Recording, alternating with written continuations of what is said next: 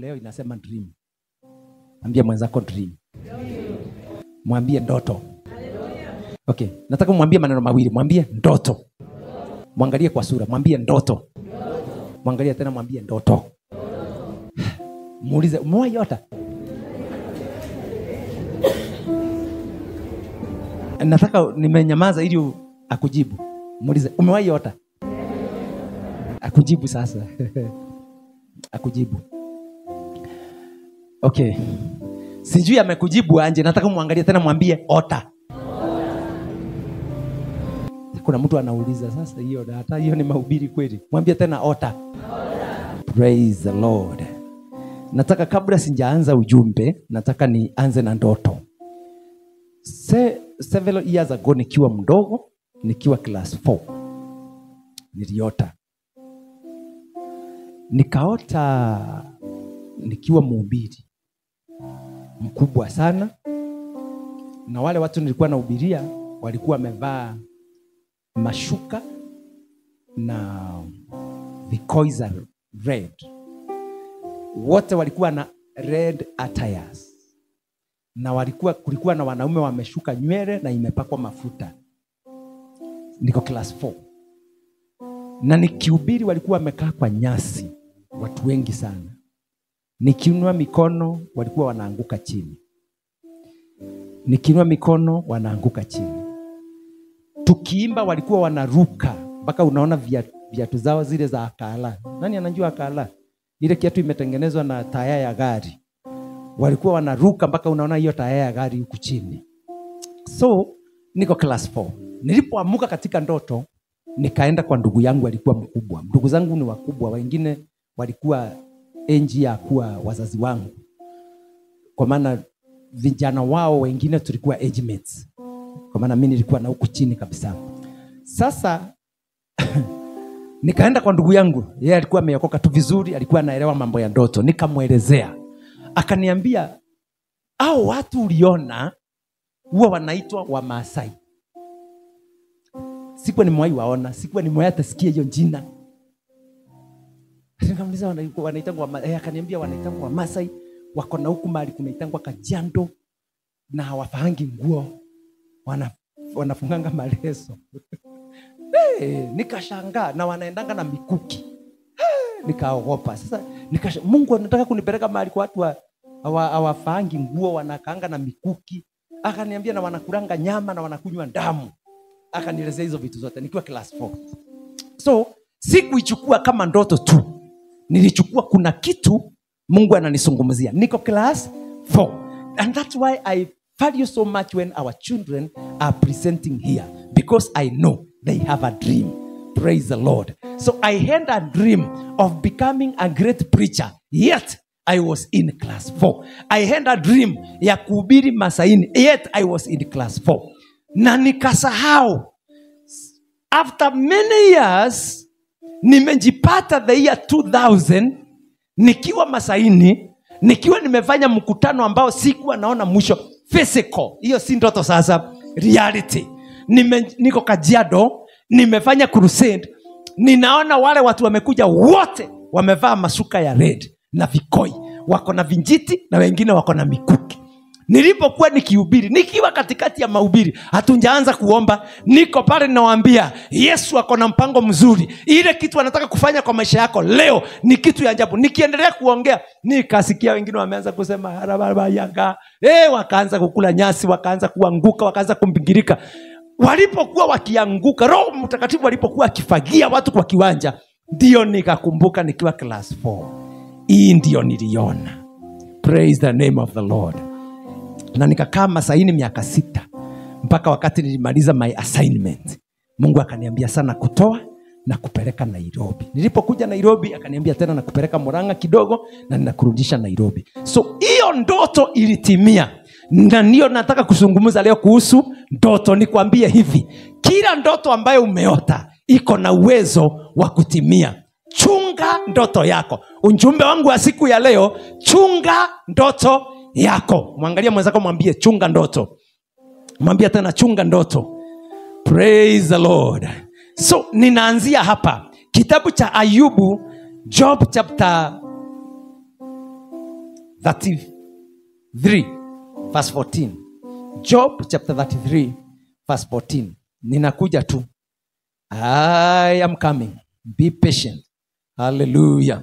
Job chapter 33 verse 14. For God may speak in one way or in another, yet man does not perceive it. In a dream, in a vision of the night, when deep sleep falls upon men while slumbering on their beds,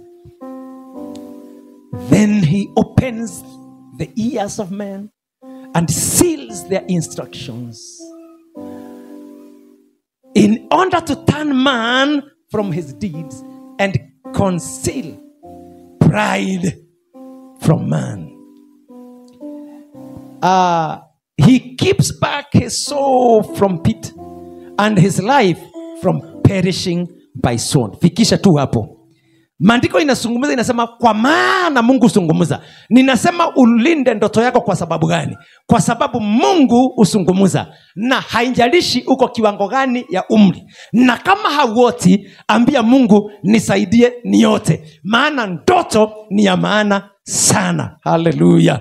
Mwambie Mungu, Mungu fungua mawazo yangu ili nikaweze kuota. Si lazima uote wakati umelala kwa kitanda. Injapokuwa imesema when men slumbers on their beds, yet you can sleep. Hata wakati umekaa tu hivi, Mungu anaweza kukubeba kidogo tu, upewe kaslamba kadogo ukiwa umeketi, na ndoto ikuje. Hiyo ndoto inapokuja, hakikisha umeiandika, hakikisha umeanza kuilinda. Kuna ndoto mara tatu. Kuna ndoto ambayo ni ya chakula, wakati umekula, inaitwa shortest dream. Wakati umekula umeshiba, ukishiba unaenda usingizi, ukilala unaanza kuona, ukitembea ukiona nduka za watu, unaona magari Mombasa Road inapita, zingine zinapiga honi kubwa, unasikia maumbwa za jirani zinambweka.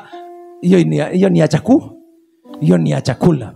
Kuna ndoto ya aina ya pili, inaitangwa nightmare, ambayo unaota ukianguka juu ya mti na ufiki mwisho, unaanguka kwa mto na ufiki maji, umetoka kwa mawingu na ufiki chini, unakimbizwa na umbwa na unajaribu kukimbia, auendi na umbwa bado zinakuja. Hiyo inaitangwa nightmare, na ukiamuka umechoka ajabu.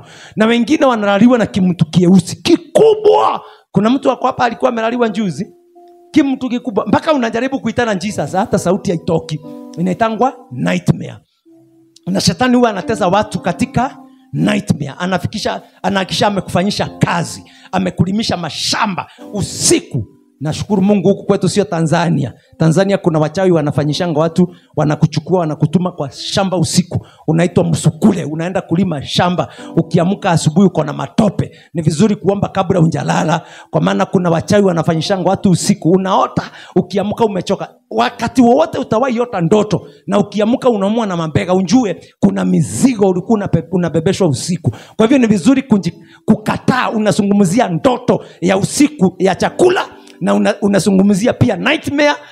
Unaziaddress ya kwamba hakuna shortest dream itanikunjia nikiwa nimelala. Hakuna nightmare, sitaatakiwa na mapepo usiku, sitabebeshwa mizigo usiku katika ndoto zangu. Alafu kuna ndoto ya tatu ambayo ni ndoto ya Mungu, ambayo tumezungumza saa hii. Maana Mungu huzungumza katika ndoto na katika maono. Wakati mtu amelala katika kitanda, kama hauoti, mwambie Mungu, Mungu nipatie ndoto katika jina la Yesu Kristo.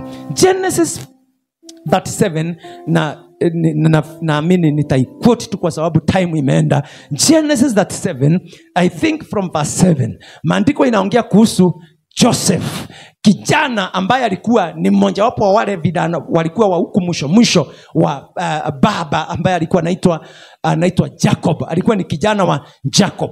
Na siku moja Joseph alipofika 17 years, akielekea kufika 17 years, alikuwa katika teenage. Nashukuru Mungu tuko na youth ambao wanafaa kuwa wanaota na wanafaa kuwa wanaona maono. Kama wewe ni youth katika nyumba, hakikisha kwamba ndoto zako sio bure. Hakikisha ndoto zako zako sio bure. Kuna wakati pia nimewahi nikiwa mtoto nilikuwa ninaota. Ninaongea kuhusu ndoto usipotee. Nikiwa mdogo hivyo nikaota siku moja. Nikaota kwa maana ile kitu nilikuwa nimekosa sana ni kiatu. Nikaota nikiwa nimevaa kiatu rembo sana, lakini ilikuwa inanifinya. Sikuwa nimewahi vaa kiatu ikanifinya, lakini katika ndoto nimeota nikiwa nimevaa kiatu na ilikuwa inanifinya. Na nilikuwa ninasema hivi, nitaivaa hata ikinifinya nitaivaa. Nani kwa ndoto nasema nitatembea shule, ikinifinya hivi watoto wataona nikiwa nimevaa. Makosa kubwa. Nikaamuka nikapata niko kwa kitanda, nikasikia uchungu mpaka nikaanza kulia. Wacha nikwambie mpendwa, ninajua unjasikia venye nimesema.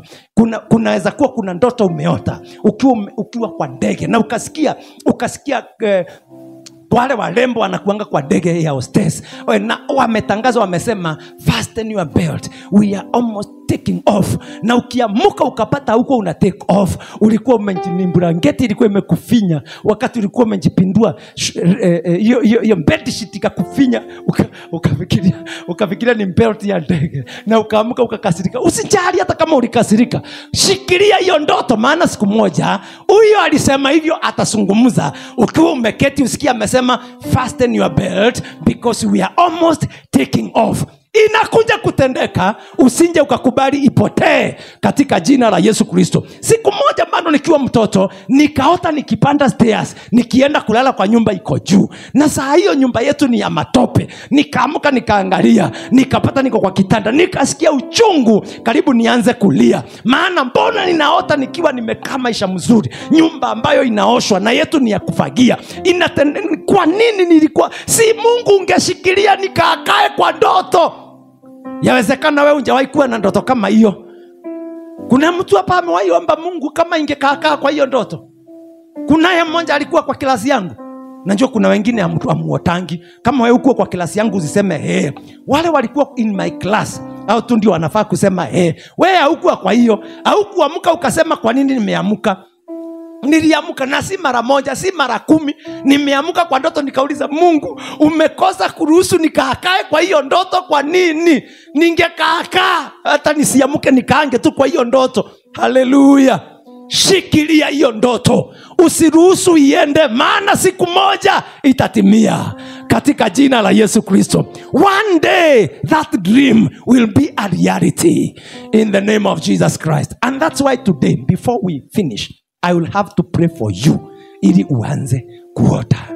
Na usiote ndoto za kukufa, usiote kukula nyama za watu wamekufa, uote ndoto iko na future katika jina la Yesu Kristo. Genesis. Hallelujah. Now Joseph had a dream. Joseph akawa na ndoto. End of verse 7. Akawa na ndoto. Joseph akawa na ndoto. Therefore we were biting sheaves in the field. Then behold, my sheaf arose and also stood upright. And indeed your sheaves stood all around and bowed down to my sheaf. Sasa Yusufu anaambia ndugu zake. Verse 5 imesema na Yusufu akawa na ndoto. Sasa verse 7 inaelezea hiyo ndoto ilikuwa gani. Ya kwamba aliona wakiwa katika shamba na walikuwa wanafuna ngano wakifunga zile zinaitwa aje kwa Kiswahili? Hizo vile utaita tu. Mswahili alifunga Biblia. Unajua hiyo Kiswahili inavaa kwa inatafsiria hiyo kitu imefungwa hivi inaitwa nini? Sheaf. Lakini hao watu wote si wameenda shule. Hata hakuna haja ya kuambia kwa Kiswahili. Kila mtu anaelewa. Sheaf ni hiyo ngano nyingi zimefungwa, si ngano mbegu hizo nini?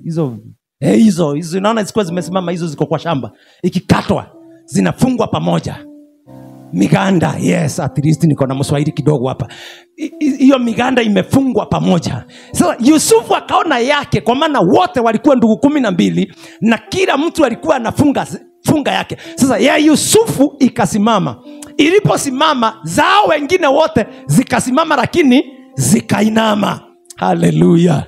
Akaamuka katika ndoto, akaenda akaambia ndugu zake. Nafasi 1 inasema ya kwamba Yusufu alikuwa amependwa sana na baba yake, na mpaka baba yake akamtengenezea nguo ya rangi nyingi. Kitu cha kwanza, ili uanze kuota ndoto nzuri, lazima kuwe, haleluya, lazima kuwe na kupendwa na baba.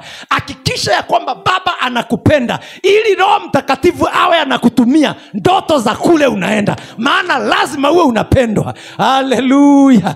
Lazima, ili mwenye anakupenda akupromise kitu mzuri. Nani hapa alikuwa kijana miaka ya kitambo kama Mr. Mwema, wakati akasimama hapa awaambie msichana wake wa kwanza kukatia venye alimwambia nitakupeleka Nairobi, maana ninaamini alikuwa ushago. Akamwambia nitakupeleka Nairobi, huko kuna mataa mingi, kuna stima huko, kuna maji inafunguliangwa hivi kwa tapu, unajua huko Ukambani maji inakuanga ya kuchota kwa punda. Haleluya. So msichana mrembo anaambiwa utaenda mahali utakuwa unafungulia maji kwa tapu. Anasema wewe, anapromesiwa mahali kitu mzuri, ana mambo mazuri, mpaka akiingia kwa box anaingia, kwa maana kuna mahali mzuri wanaenda. Hivyo ndivyo Mungu anakuanga, anakupenda kwanza, alafu anaanza kukupromise vitu mzuri katika ndoto. So amepromesiwa na Mungu vitu mzuri, kwa maana Mungu alikuwa anampenda. So akaona mganda wake umesimama, lakini za ndugu zake zimeinama. Akakimbia akawaambia, niliota ndoto. Ndio maana nasema chunga ndoto. Mwambie mwenzako chunga ndoto, maana si kila mtu anaambiwa ndoto. Na niko na wadada huwa wanaenda wanaambia wenzao, mimi katoto kangu kikaona hivi, kwa klasi kana kuanga namba 1, kana wakalianga hivi, wanasikia hivi. Na yeye mwenye unaambia anasema na mimi nitakakanyangia hivi. Na kwa maana wanasomanga na katoto kake, anaenda namwambia ukienda uone Evans. Na nimesema hivyo kwa maana hakuna mtoto anaitwa Evans. Ukienda uone Evans, uibe kitabu yake unilete. Tuko Afrika, tuko Amerika, na tukiwa Afrika hizi mambo zinafanyika. Na ndio maana ninawafundisha, maana tuko wapi? Ati unajifanya yezi ikafanyika, kangu kalikuwa Embakasi primary huko kwanza ndio wamenjaa. Oh Jesus help me, nimetanja shule ya wenyewe. Sijasema wako Embakasi primary, nilikuwa tunakupea mfano. Haleluya. So si kila mtu anaambiwa ndoto, sio kila mtu anaambiwa. Uko hapa na unaelewa vizuri ya kwamba kuna mahali Mungu anakupeleka, alafu unakuwa wa kwanza kufungua mdomo. Mimi ukiniona hivi, yule jamaa amenikatia. Na mwenye unaambia anjawahi katiwa, anaenda usiku mzima analala akilia, nimemfukuza huyo mtu asiwahi onekana katika njia hiyo. Mkikutana hiyo siku nyingine huyo jamaa anajifanya hajawahi kukuona. Kumbe kuna mtu alishughulika usiku. Tuko Afrika, hatuko Amerika. Haleluya. Hizi vitu tunakutana nazo kila siku. Kwa hivyo kama uko na ndoto, linda na uichunge, kwa sababu siku moja inakuja kutimia katika jina la Yesu. Niko na wadada wako na ndoto, niko na wandugu wako na ndoto, niko na vijana wako na ndoto, lakini wengine walisahau. Hiyo ndoto yako usisahau. Hata kama itamalisha miaka 20, siku moja itatokea katika jina la Yesu Kristo. Ndoto haijalishi inakaa muda mgani, iko na wakati inangojea. Na hiyo wakati itategemea kama ulichunga ama ulingoja ipotee na upepo. Yangu haitapotea kwa upepo katika jina la Yesu Kristo. Niruhusu nikuelezee maono yangu. Niko na maono ya kuona kanisa iko na watu wanaenda mbinguni. Haleluya. Wakati Yusufu amewaelezea, maandiko inasema wakasikia uchungu, maana wao hawakuwa wanaota. Alafu akauliza, inamaanisha ya kwamba sisi tutakuinamia wewe? Na wakaiachia hapo. Alafu hapo chini inasema wakamchukia sana. Hiyo inamaanisha wakati umeelezea watu maono yako na ndoto yako, wanakuchukia. Hata huyo mnacheka na yeye. Haleluya. Ati mnacheka, mnakula pamoja, alafu sasa ile umefurahi sana ndio unawaambia, mimi unajua nilikuwa nimeota aje? Niliota nikiwa na nyumba yangu ya bedroom 5. Anasikia kitu imemjonga hapa. Anameza mate inakataa kuteremuka. Hivyo ndivyo ndugu za Yusufu walifanya. Walikuwa na meza mate inakataa. Wacha niambie mtu ameze mate, lakini yeye hayuko hapa. Wacha niiseme kwa maana watasikia kwa mtandao. Niko na ndoto ya kuwa na kanisa ya watu 10,000. Niko na ndoto na inaenda kutimia hivi karibuni. Wacha wameze mate ikatae kuteremuka, kwa maana ndoto yangu lazima itatimia. Ya Yusufu ilikaa. Maana maandiko inasema hapo chini, Alipotokea tena, maana aliota. Naomba uote ndoto ya kwanza, uote ndoto ya pili, uote ndoto ya tatu, ufikisha mpaka ya 5 katika jina la Yesu Kristo.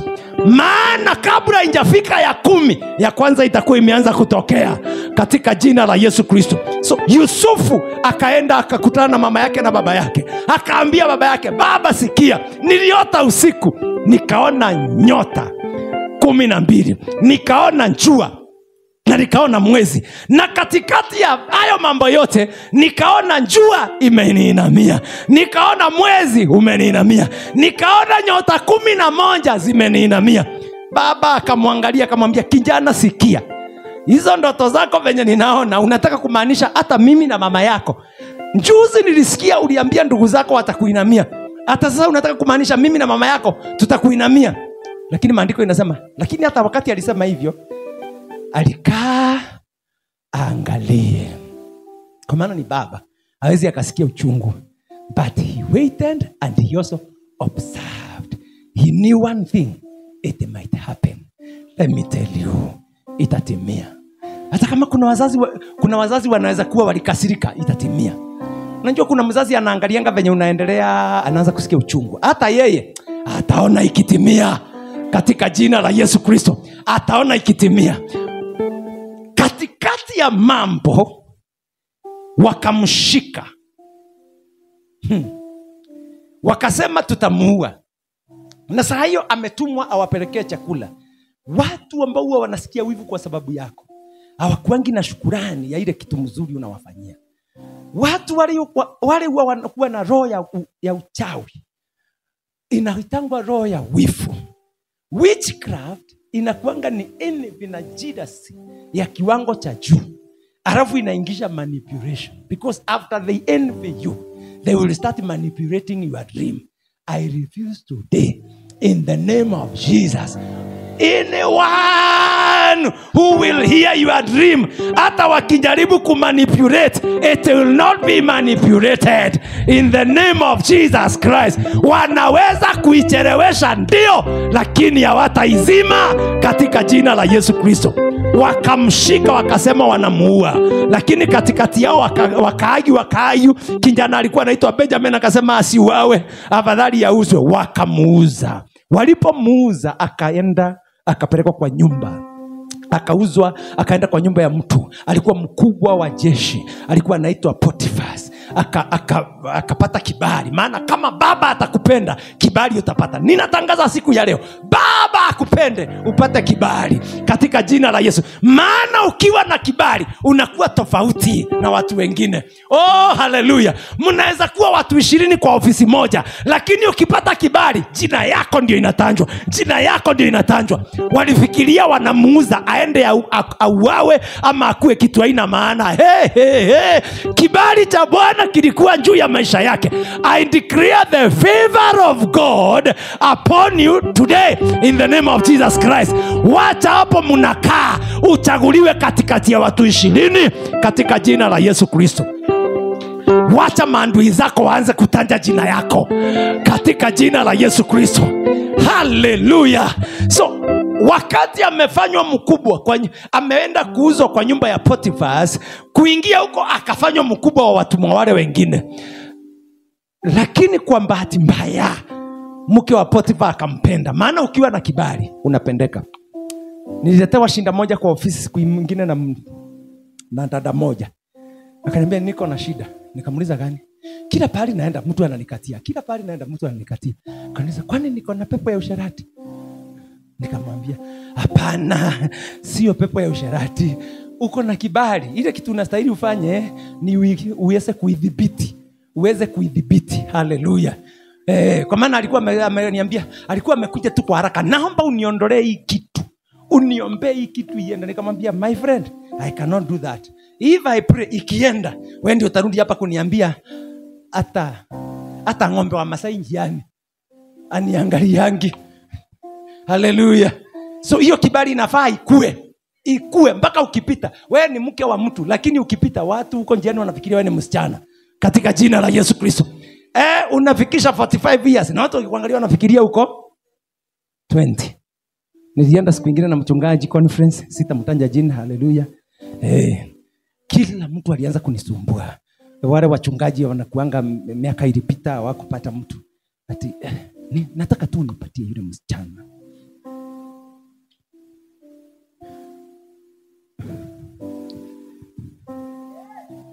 Wacha niachie hapo. Hata yeye akakuja amekimbia mbanda, watu wameenda kukunywa chai, tukaenda lunch. Ikifika saa 10 hata yeye alikuwa amekuja amekimbia. Dad, mjini watu wananisumbua. Wanafikiria mimi ni msichana mdogo. Okay. Tuachie hapo. Kibali kikuwa juu yako, haleluya. Hata ufikishe 45 years, watu watafikiria wewe ni msichana mdogo katika jina la Yesu Kristo. Maana kibali iko juu yako. Ya Yusufu ilikuwa juu yake. Akafanywa mkubwa wa watumwa wale wengine wote. Zaidi ya hiyo, mke wa Potifa akaanza kufuatana na yeye. In the process, Yusufu akajipata njera. Alipojipata njera, uzuri ni hii, akiwa njera, haleluya, aliendelea kuota. Maana kama uko na ndoto, hakuna mahali itazimika. Kama umeishikilia, itakufuata hata njera, itakufuata pahali uko. Haleluya. Ulikuwa umeota ukiwa mtu mkubwa sana, ulikuwa umeota ukiwa na kazi ya maana, alafu mara moja ukajipata umeolewa na wale wanaume. Nasikianga watu wakisema hawana mbele na hawana nyuma. Sijui wanakuanga wanakaa nje, maana sijawahi kutana na wao. Ni wandana nasikianga wakisema ya kwamba mimi nilijipata nimeolewa na mwanaume ambaye hana mbele na hana nyuma. Unaweza kuwa ulijipata hapo na ukaangalia ukaona ndoto zako zimekwisha. Inawezekana ulinjibu wewe ni mwanamke ambaye nilisikia nimeambiwa hapa kunanga wanawake kuna na wadada. Inawezekana wewe kwamba wewe ni dada, ulikuwa na ndoto kubwa ya kuwa mtu mkubwa hata kwa serikali, lakini in the process ukajipata umepata watoto hata wamefika 4 na hata hujaolewa. Kila kitu imecorrupt. Wacha nikwambie, hii sio ile chune kebe ati things fall apart. No, zako asiku fall apart. Hallelujah. Zako ziko hai. Hata kama uko na watoto 4, zako ziko hai. Hiyo ndoto ulikuwa umeota ishikilie, maana ndoto haizeeki. Praise the Lord. Itakutafuta kwa wakati wake, itakupata pahali huko. Ilimpata Yusufu akonjera, amefungiwa pale miaka, hajaelezewa alikuwa akae miaka ngapi. Ako pale, wako na watu, lakini akiwa pale anaendelea kuota akitafsiri ndoto. Na walipokuwa wakiota akawaambia, hata mimi nimeota. Na akawaambia, na ninaelewa hivyo mnaota. Kaambia mmoja, wacha nikuambie, yako iko hivi. Huyo mwingine, yako iko hivi. Huyo mwingine, itatendeka hivi. Na hivi ikaendelea, akatolewa. Alipotoka njera, maana ndoto inaanza kutimia, anatoka njera. Na kuna mtu anaona kama maisha yake yako njera. Nasikia roho Mungu akiniambia kuna mtu kwa nyumba anaangalia maisha yake, anaona hii inakaa kama niko njera. Ninajaribu kutani east, ninajipata niko west. Ninajaribu kuangalia north, najipata niko south. Ni kama niko njera. Yusufu alikuwa njera.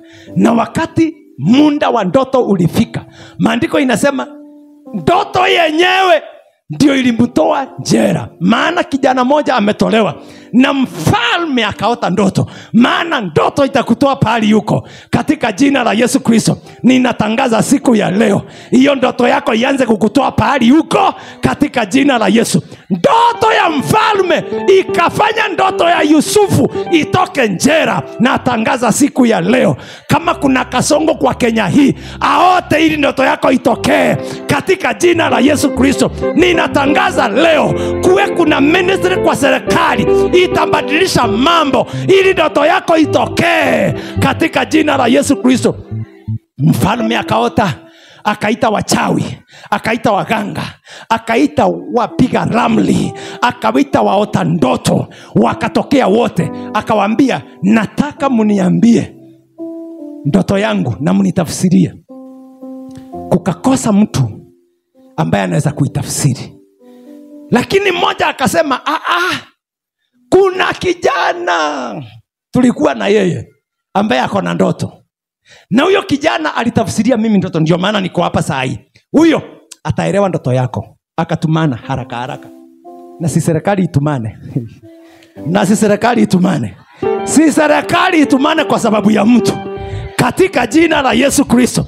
Si serikali itumane kwa sababu ya mtu. Katika jina la Yesu Kristo. Serikali ikatumana jela. Yusufu akatolewa akaletwa. Wakati Yusufu alikanyanga mbele ya mfalme hivi. Kufika hivi. Akaambia mfalme uishi milele. Ndoto yako nitakutafsiria. Mungu anasema hivi. Kutakuwa na njaa. Na kutakuwa na shibe. Lakini ataanzia na shibe. Kwa maana ilikuwa niliona ng'ombe. Mfalme aliota akiona ng'ombe. Ng'ombe 7 wanono sana. Alafu in the process akaona ng'ombe 7 wakonda sana na walikula wale wanono. So akamwambia kutakuwa na miaka 7 ya mafuno. Alafu kutakuwa na miaka 7 ya njaa. So akamuuliza nasa kunafaa kuwa nini? Mungu anasema hivi. Uambie watu walime na uwaongoze venye watalima. Sasa anapea serikali suluhisho. Kai. Na sikuwe na mtu atapea serikali suluhisho. Katika jina la Yesu. Na sikuwe na mtu atapea serikali suluhisho. Katika jina la Yesu. Aya. Can I prophesy? Somebody in the house will be given a dream. And that dream will save the government of the day. In the name of Jesus. My God. Mungu teremsha hiyo ndoto. Ingie kwa mawazo ya mtu. Ili serikali imlocate. Katika jina la Yesu Kristo. Yusufu ameloketiwa na serikali. Ametolewa njera. Alafu anaulizwa na serikali. Tunafaa kufanya nini? Hata huko kwenu si ninaona tu. Venye kila mtu amekonfusiwa kutaendaje. Kila mtu anashangaa sasa ikienda hivi itakaa aje. Na si Mungu akupatie suluhisho ya familia ya kwenu. Katika jina la Yesu. Hiyo kitu amejaribu kufanya miaka mingi ikakataa kufanyika. Ndoto moja tu yako itafsiri ndoto zao zote ili kuwe na suluhisho kwa familia na maisha yako iinuke. Katika jina la Yesu Kristo. God requires only one dream to transform your life and to change you completely. And that is what is going to happen in the name of Jesus Christ. Yusufu ndiye huyo ameambia mfalme watu walime, waweke, kunjengwe stores kubwa. Kuwe na cereal board. Mfalme akamwangalia, roho wa Mungu akaingia ndani yake na akamwambia hivyo umesema. Wewe ndio unafaa uongoze wakulima na ujenge magara. Sasa mfalme akasema sasa huyu nimfanye minister for agriculture, alafu nimfanye minister for treasury, inaitangwa aje? Finance. Nimfanye minister for finance.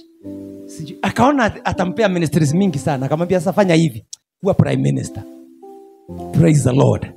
Ili uongoze minister wa agriculture, uongoze minister wa finance, uongoze minister wa trade, kwa maana kulikuwa kuwe na biashara kubwa.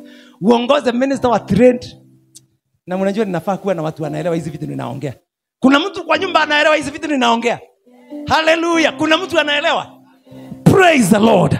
Ndio maana Mungu alikuwa ananiambia ninakuletea wasomi ambao nikiwaambia wanaelewa katika jina la Yesu. Minister wa finance, minister wa trade, wote watakuwa chini yako. Hata kutakuwa na minister for foreign affairs, maana watu watatoka mbali wakikunjia chakula huku. Yusufu akawa prime minister. Wacha nikuambie, kila mtu Misri alimuinamia. Watu kutoka mashariki walimuinamia. Maana kwa hiyo miaka 7 walifuna wakiweka, wakafuna wakiweka. Baada ya miaka 7 chakula ikakatika, mvua ikakatika. Njaa haikuingia Misri, lakini iliingia surrounding. Maana Misri kulikuwa na enough food. Watu wakaanza kutoka mbali, wanakujia chakula. Kila mtu akinja lazima akuje ainamie Yusufu. Guess what happened? Ndugu zake wakiwa wametoka mbali, kwao wamegongwa na njaa. Miaka iliisha. Walifikiria alikufa. Wakaenda kutafuta chakula. Walipofika kuingia hivi wakaambiwa upeangwi chakula kama unjaongea na prime minister. Wakaenda. Walipofika akawaangalia akasema huyu si ni Huyu si ni fulani huyu. Huyu si ninamuona huyu. Huyu hata ndiye alikuwa anasema ni uawe huyu. Huyu ndiye alisema nikatwe kichwa huyu. Huyu ndiye alisema nikuliwe na wanyama huyu. Na huyu mwingine ndiye alisema niweke kwa shimo. Alikuwa na wote mpaka Levi. Wote alikuwa anawahesabu kwa na hawamjui. Maana yeye ni Farao. Mungu akufanye usijulikane katika jina la Yesu. Huyo mtu alizoea kupitianga hapo kwenu anapata siku moja akupate kwa ofisi akose kukujua katika jina la Yesu Kristo. Haleluya. Akupate akose kunjua jina yako, hata akiambiwa akose kuinjua, maana ndoto yako imetimia. Walikuja hawakumjua. Kitu cha kwanza walimpigia magoti wakamuinamia. Akasema ndoto imetimia. Ndio nakwambia itatimia. Hata kama umepitia wapi itatimia. Hiyo uliota itatimia katika jina la Yesu. Haitapotelea, itatimia. Akawapea chakula wakaenda, lakini walipokuwa wakienda akawatrick ili aweze kuwarudisha tena. Akaweka vikombe kwa mangunia zao. Alafu walipoenda akasema wamemuibia. Wakaenda wakarudishwa. Pahali kikombe ilipatikana, mwenye alikuwa naye akaambiwa ambaki. Sasa wakashindwa wataenda kuambia baba yao ni. Na baba yao alikuwa amewakataza, akawaambia msiende na huyu. So wakalia wakasema sijui. Akaambiwa endeni mkuje na baba yenu. Wakati baba yao na mama yao walikuja kufika hivi, wakapiga magoti, wakainama. Yule baba alisema, wewe unataka kumaanisha utakuwa mkubwa kwetu? Au waliosema hivyo Pastor Flora watakunja siku moja, watapiga magoti, watainama katika jina la Yesu Kristo.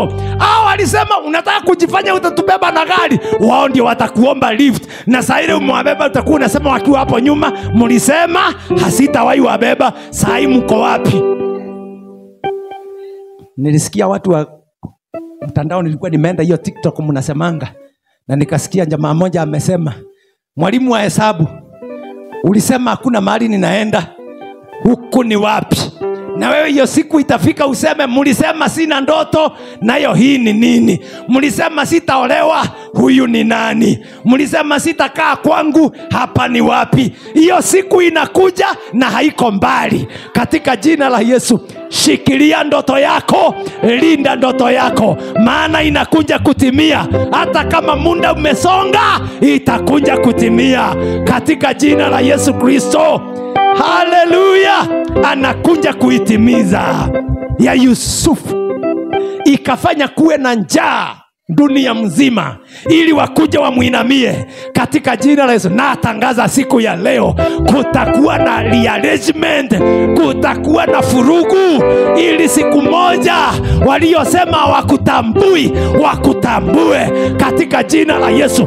Ndoto yako itimie katika jina la Yesu Kristo. Waliosema utakaa kwa nyumba za mabati Nairobi, siku inafika wakupate kwa nyumba yako. Waangalie washangae kama wanakujua katika jina la Yesu Kristo. Mkutano utafanywa, na wakiingia kwa huo mkutano wapate wewe ndio chairman, wewe ndio chairlady. Waangalie washindwe huku ni wapi. Mtu atakuja kufanya interview apate wewe ndio uko kwa panel, wewe ndio decision maker katika jina la Yesu. Akuangalia asikie kurudi, maana hana otherwise lazima aketi. Na tangaza siku ya leo ndoto ya mtu itimie katika jina la Yesu. Iwe ni manjira umepitia katika jangwa, umewekwa ndani ya mashimo, umewekwa njera ya kimaisha, umejipata kwa Farao, lakini natangaza leo ndoto yako ianze kutimia. Maana njaa inapoingia, wewe ndio uko na suluhisho katika jina la Yesu Kristo. Hiyo ndoto inatimia. Hiyo ndoto inatimia katika jina la Yesu. Kuna mtu katika nyumba alikuangalia akasema, ni nani huyo amekuoa sasa? Huyo aliona kama hana maana. Kitu itafanyika, ainuliwe na Mungu, waanze kutamani ingekuwa ni wao waliolewa na yeye katika jina la Yesu Kristo. Haleluya. Kuna mtu wako kwa nyumba, ndoto yake inakuja kutimia. Inaweza kuwa imekawia, ndio ilikuwa inatengenezwa. Mungu alikuwa anangojea pia hata wewe ukomae vizuri. God was maturing someone. After maturity, unapokomaa vya kutosha, mambo yataanza kufanyika. Vitu zitaanza kuingiana. Mabadiliko yataanza kufanyika katika maisha yako, katika mwili wako, kwa watoto wako. Walisema watoto wako ni useless. Ndio, walionekana wakiwa useless, maana wanajua vile walifanya. Kuna zile vitu walikoroga, wakakoroga, wakanenea watoto wako, wakasema wamewatuma mbali. Na sasa ukiangalia unaona watoto wako ni kweli walitumwa mbali. Niko hapa nitangaze siku ya leo, muda unakuja, wale watoto waliotumwa mbali waanze kurejea nyumbani wakiwa wamebeba baraka katika jina la Yesu. Watu wawaone waseme, hawa ni watoto wa nani? Maana ndoto yako inatimia.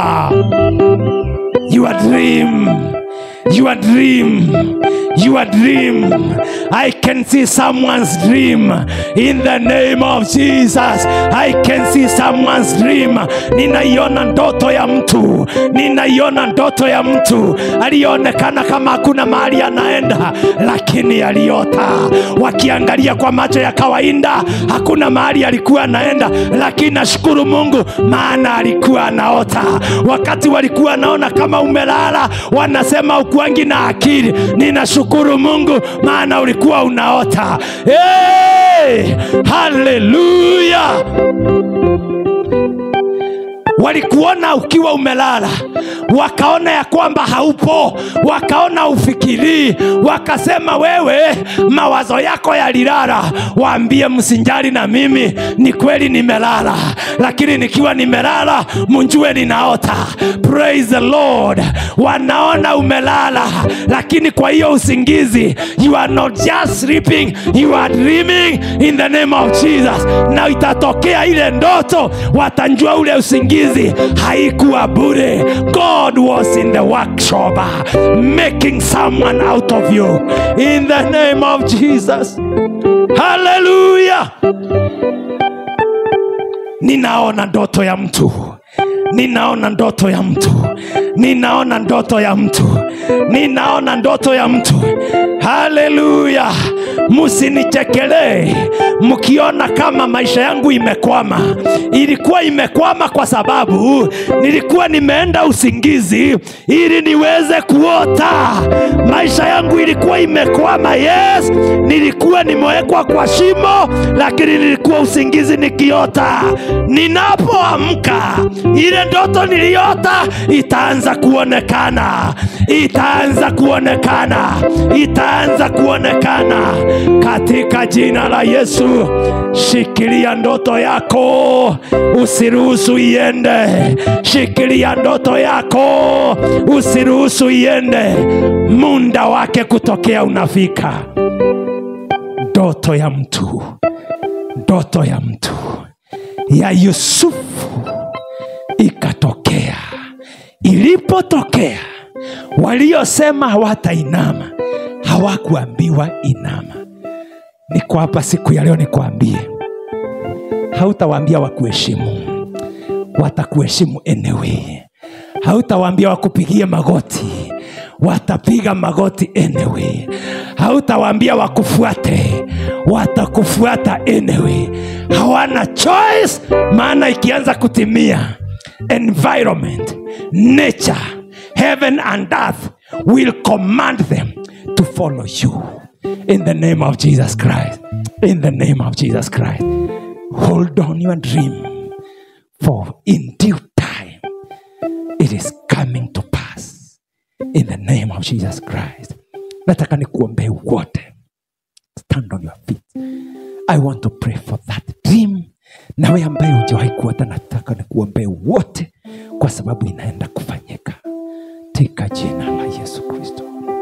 The name of Jesus Christ. The name of Jesus Christ. Saa hii kuna watu hawezi wakafanya kitu pahali huko kwa maana wewe umelala. Lakini nashukuru Mungu, katika usingizi wako unaota ndoto, na ile ndoto inakuja kutimia kwa muda unao stahili.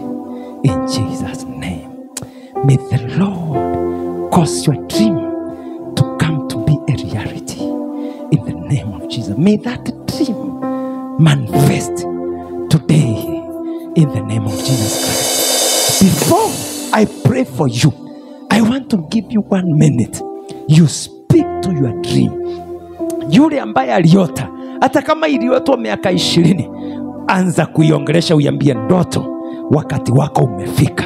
Yule ambaye anjawahi kuota, sema mimi ni lazima niote kwa dakika 2, alafu nitakuombea na Mungu atafanya katika maisha yako.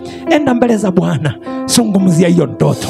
Zungumzia hiyo ndoto katika jina la Yesu. Kwa muda hapa katikati watu wamekuchekelea. Kwa muda hapa katikati umetembea umechoka. Kwa muda hapa katikati nothing is happening in your life. But that dream, hiyo ndoto ukizungumzia itaanza kufanya kazi katika jina la Yesu Kristo. May you go before God. Nenda tumbele za Bwana. Anza kuongelesha hiyo ndoto ambayo uliota. Anza kuongelesha. Hata kama ulipigishwa kona kiasi gani na ukanjipata kule huko unaenda, hiyo ndoto inakuja kutimia katika jina la Yesu Kristo. Kile Bwana alikuambia utakuwa, utakuwa, kwa maana ni mwaminifu, na kile anasema atatenda, atatenda. Alisema atatenda na anatenda saa hii. Ongelesha ndoto yako, ongelesha ndoto yako. Oh haleluya. Hii nataka tu iongeleshe. Fungua tu mdomo wako, anza kuiongelesha.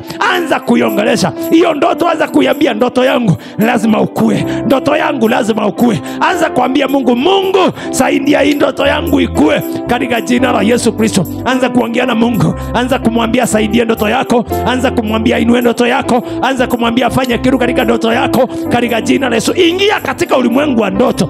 Anza kuikumbuka pahali ilipotelea. Anza kuirejesha katika jina la Yesu Kristo. In the name of Jesus Christ. Wewe ndoto ninakurejesha. Wewe ndoto ninakurejesha. Wewe ndoto ninakurejesha katika jina la Yesu. Ninakurejesha leo. Ninakurejesha leo katika jina la Yesu Kristo. Rejea katika maisha wapendwa. Rejea, rejea na ukatimie.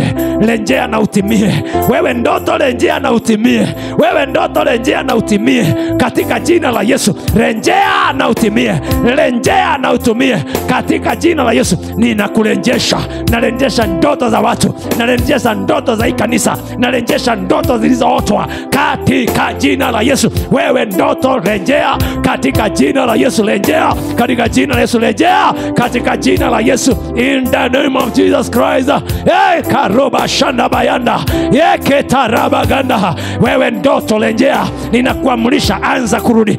Anza kurudi. Anza kurudi. Wewe uliosahaulika rejea tena katika jina la Yesu. Rema shanda baganda. Rekaraba ganda. In the name of Jesus. Ndoto rejea. Rejea tena. Rejea tena. Rejea tena. Rejea tena katika jina la Yesu. Na kuamrisha come back. Come back. Come back. Come back.